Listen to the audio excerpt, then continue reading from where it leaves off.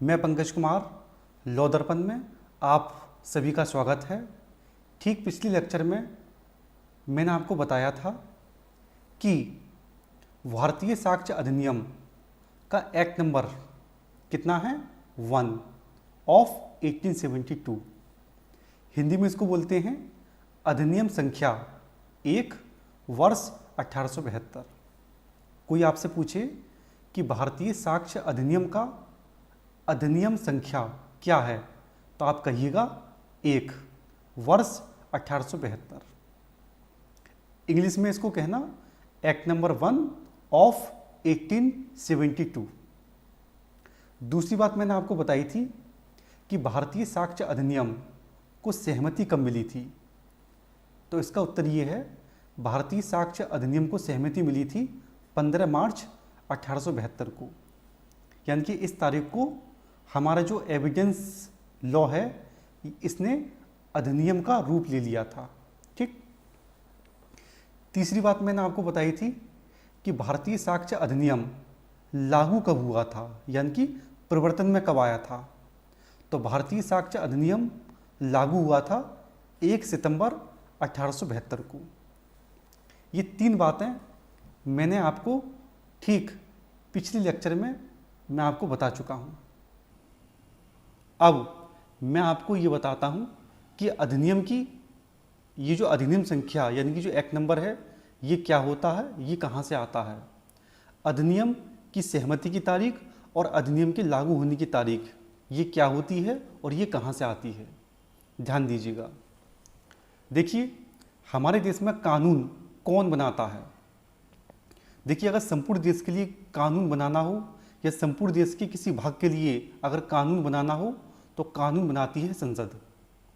अगर किसी राज्य के लिए या राज्य के किसी भाग के लिए अगर कानून बनाना हो तो कानून बनाती है उस राज्य की विधानमंडल। ठीक। तो मान लीजिए हमें संपूर्ण देश के लिए कोई कानून बनाना है, ठीक है, तो कानून कौन बनाएगा, संसद बनाएगी। चलिए संसद चलते हैं। देखिए ये लोकसभा है, ये राज्यसभा है और ये हैं राष्ट्रपति, प्रेसिडेंट ऑफ इंडिया, यानी कि भारत के राष्ट्रपति। ये क्या है, ये हमारी संसद है। संसद के 3 अंग होते हैं ना, लोकसभा, राज्यसभा और राष्ट्रपति। ये संसद के 3 अंग होते हैं। ठीक, ये हमारी संसद है। अब हमें पूरे देश के लिए कोई कानून बनाना है तो सबसे पहले उस विषय पर एक बिल लेके आओ। बिल मतलब विधेयक। ये हम बिल लेके आओ, ठीक है। अब इस बिल को संसद के दोनों सदनों से पारित कराओ। इस बिल को संसद के दोनों सदनों से यानी कि लोकसभा से भी और राज्यसभा से, इन दोनों से इसको पास कराओ, पारित कराओ। ठीक। जब ये विधेयक लोकसभा और राज्यसभा इन दोनों से जब पारित हो जाता है फिर इसको राष्ट्रपति के पास भेजा जाता है उनकी सहमति के लिए। और जब भारत के राष्ट्रपति इसको अपनी सहमति दे देते हैं, जब भारत के राष्ट्रपति इस बिल को या विधेयक को जब अपनी सहमति दे देते हैं तो ये जो बिल है ये कानून बन जाता है, यानी कि अधिनियम का रूप ले लेता है। क्लियर। जिस तारीख को भारत के राष्ट्रपति इस बिल को अपनी सहमति देते हैं वो तारीख इस अधिनियम की सहमति की तारीख कहलाती है। ये कहा जाता है कि इस अधिनियम को फला तारीख को सहमति मिली। किस तारीख को, जिस तारीख को राष्ट्रपति ने सहमति दी। ठीक। एक बात और, जिस तारीख को राष्ट्रपति बिल को यानी कि विधेयक को अपनी सहमति देते हैं उस तारीख को जो बिल है, जो विधेयक है, वो अधिनियम तो बन जाता है लेकिन लागू नहीं होता है। लागू कब होता है, लागू तब होता है जब इस अधिनियम को सरकारी राजपत्र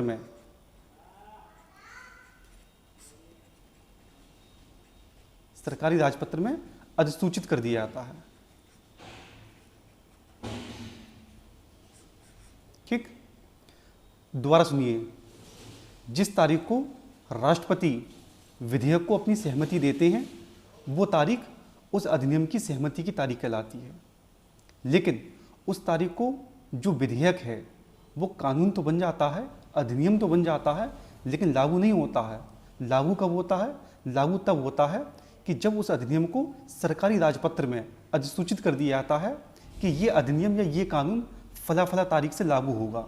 ठीक है, तो जो तारीख उसमें विहित होती है उसी तारीख से वो अधिनियम, वो कानून लागू होता है। ठीक, तो हमारा जो भारतीय साक्ष्य अधिनियम है इसको सहमति कब मिली थी राष्ट्रपति की? 15 मार्च 1872 को।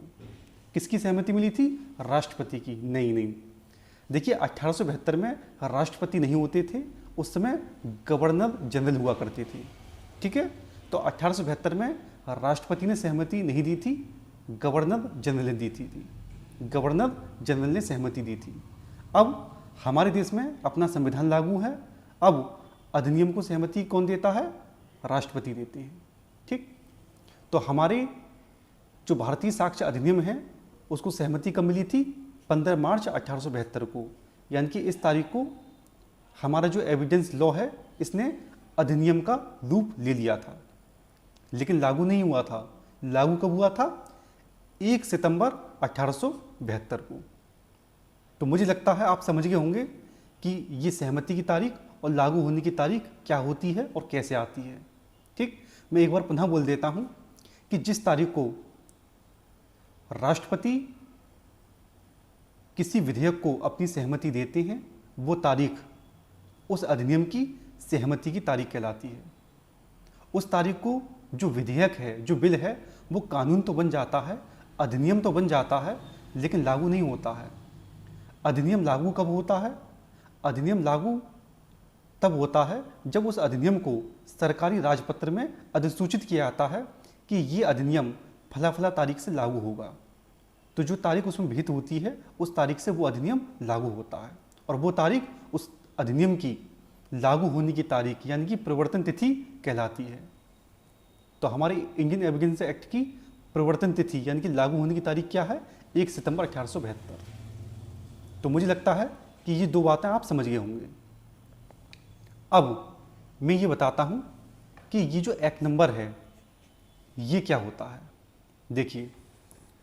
देखिए अभी मैंने आपको बताया कि हमें अगर किसी विषय पर कानून बनाना है तो हम सबसे पहले उस विषय पर एक बिल लेके आते हैं और उस बिल को लोकसभा और राज्यसभा दोनों से पारित कराते हैं।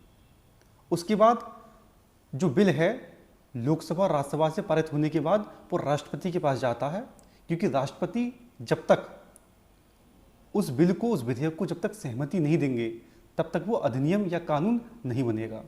ठीक है, अब देखिए ये तमाम विधेयक हैं, ये तमाम बिल हैं। एक ये बिल है, एक देखो ये बिल है, बिल मतलब विधेयक, एक ये बिल है, एक ये बिल है, एक ये बिल है, एक ये बिल है। ठीक है, ये बहुत सारे बिल हैं, बहुत सारे विधेयक हैं। ये वो बिल हैं, वो विधेयक हैं जो लोकसभा और राज्यसभा से पास हो चुके हैं और राष्ट्रपति की सहमति पाने के लिए उनके पास पड़े हुए हैं। अब देखिए कौन सा साल चल रहा है? ये साल चल रहा है 2020। मान लीजिए 2020 में भारत के राष्ट्रपति ने सबसे पहले मान लो इसको अपनी सहमति दे दी 2020 में, तो ये कानून बन जाएगा। इस बिल को राष्ट्रपति ने 2020 में सबसे पहले सहमति दी। ठीक है, तो ये क्या बन जाएगा? ये कानून बन जाएगा। और इसका एक्ट नंबर कितना होगा, यानी कि अधिनियम संख्या कितना होगा? 1 होगा। वर्ष 2020।